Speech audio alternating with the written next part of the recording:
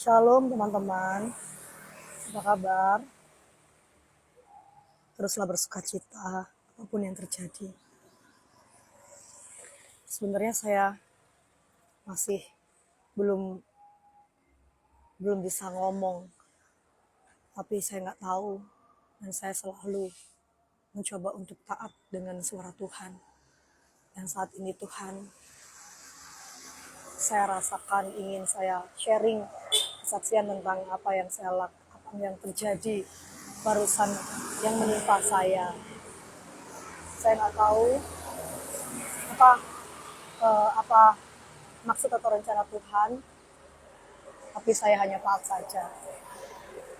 Saya masih shock di pinggir jalan, di warung. Saya mencoba untuk terus jalan ya, karena saya kan sales, jadi kerjaan saya pindah-pindah dari satu tempat ke tempat yang lain.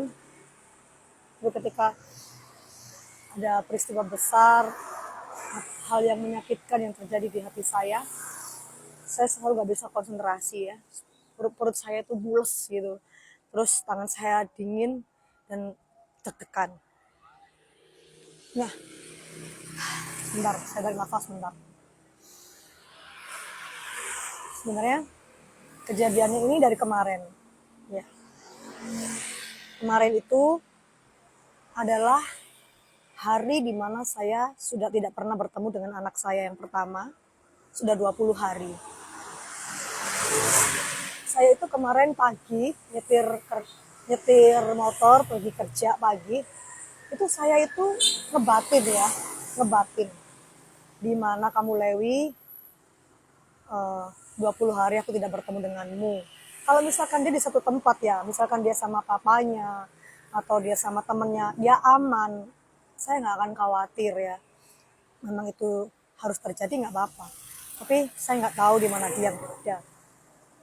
Saya cuma bilang, di mana kamu Lewi? 20 hari mama nggak ketemu kamu. Udah, terus saya kerja aja gitu. Terus adik saya yang di rumah ngabarin saya, dia sedang video call sama Lewi. Dia bilang, Mbak, Lewi lo bilang hari ini ulang tahunnya. Loh, ya Tuhan, iya saya lupa. Saya banyak pikiran ya.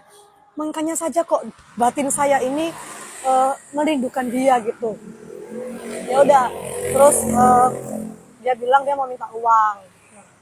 Singkatnya malam hari saya kan kerja, terus melayani, terus saya kuliah, terus baru saya ketemu dia tidur, ya sudah saya tidur. Pagi harinya tadi pagi ini dia bangun, terus saya ucapkan selamat ulang tahun, saya salam dia, dan dia salim, dia bilang makasih.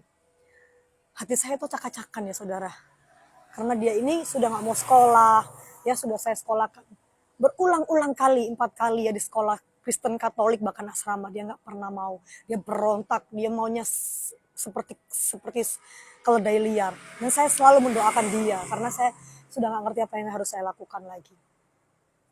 Terus hati saya tuh kacau tadi pagi tuh. Tapi ya sudahlah, akhirnya saya kasih dia uang. Saya lihat uang yang saya punya, sisanya kan LPG habis, air habis, pampers habis, bukan semua habis.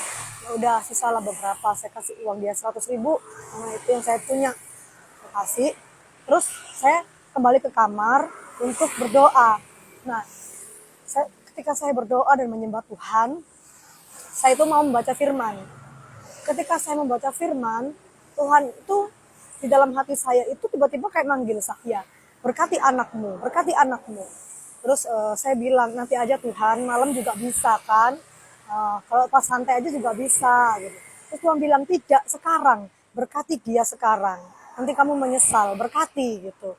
Ya udah, akhirnya oke lah, saya mencoba taat. Kenapa sih harus tergesa-gesa gitu kan? Saya juga belum baca firman juga, tapi akhirnya saya lakukan saja. Lewi gitu, apa ma gitu, dia bilang, sini kamu. Terus dia pas makan semangka, terus dia pakai sarung kan, duduk. ngapain? Duduk, mama mau berkati kamu, mama mau doakan kamu. Dan inilah seingat saya ya, Tuhan menuntun mulut saya.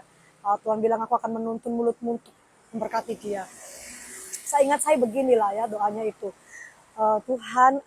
Tuhan memberkati engkau keluar masukmu, Tuhan akan memberkati engkau di kota mana engkau tinggal, Tuhan akan memberkati engkau dimanapun engkau berada, Tuhan akan memberkati engkau, celaka tidak akan menimpa engkau, dan mungkin engkau saat ini seperti keledai liar, tetapi tiada yang mustahil bagi Tuhan. Tuhan bisa membuat engkau seperti domba Allah, penurut-penurut Allah. Kembalikanlah Lewi kepadamu ya Tuhan, kembalikanlah jiwanya kepadamu, selamatkanlah dia dan pilihlah dia Tuhan seperti engkau memilih aku. Dalam nama Yesus, haleluya. Dia pun berkata amin, ya sudah. Kemudian saya itu pergi bekerja. Saat saya bekerja, saya itu di depan toko ya, saya kan kerjanya order. Masih di depan toko saya itu. Terus saya itu kan kebiasaan fast respon ya, karena saya itu kan sales ya, saya juga melayani, saya juga kuliah, jadi saya tuh biasa fast respon dengan handphone saya. Kecuali saya bener-bener kalau misalkan saya itu nggak bisa dihubungi ya, itu biasanya aneh gitu. Berarti terjadi sesuatu dari saya. Akhirnya saya lihat WA-nya adik saya yang di rumah. Dia bilang gini, Mbak, tasmu dibawa Lewi. Dan dia membawa semua barang-barangnya dan juga bajunya ada 2 kresek. Sepatunya dibawa semua. Katanya dia mau merantau ke Aceh.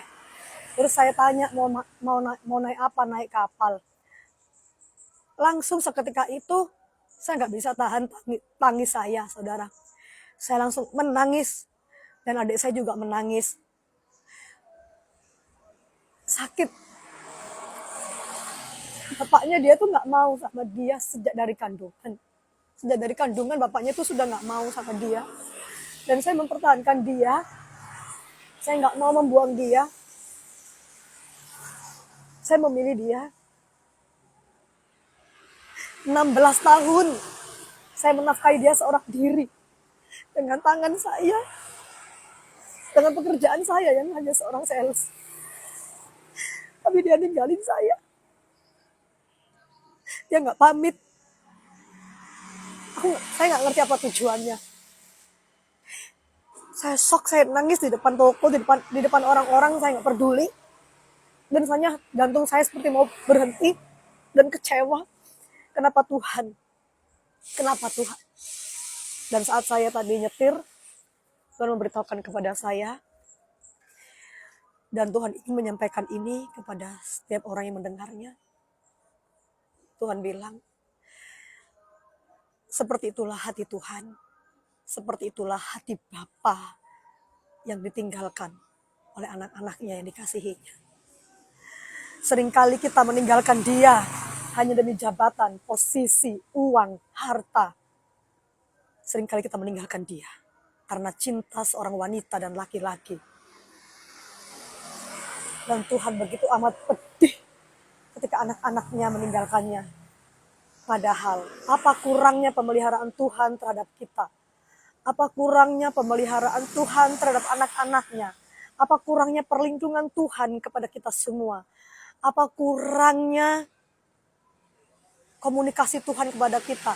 Apa kurangnya kebutuhan kita sehingga kita mencari orang lain, mencari kehidupan lain, mencari kebahagiaan lain? Adakah kebahagiaan di luar Kristus? Tidak ada. Bagi saudara yang saat ini jauh daripada Tuhan, kembalilah kepada Tuhan. Dia tidak pernah menolakmu. Dia pun akan kembali kepadamu. Dan buat saudara juga yang hampir meninggalkan Tuhan demi apapun, jangan pernah sekali-kali meninggalkan Tuhan. Hatinya sakit, hatinya pedih, melebihi hati saya. Saya tidak menciptakan anak saya hanya melahirkannya. Tapi saya begitu pedih ketika dia meninggalkan saya tanpa pamit. Apalagi Tuhan yang menciptakan kita. Mari kita kembali kepadanya. Shalom. Tuhan Yesus memberkati. God bless you.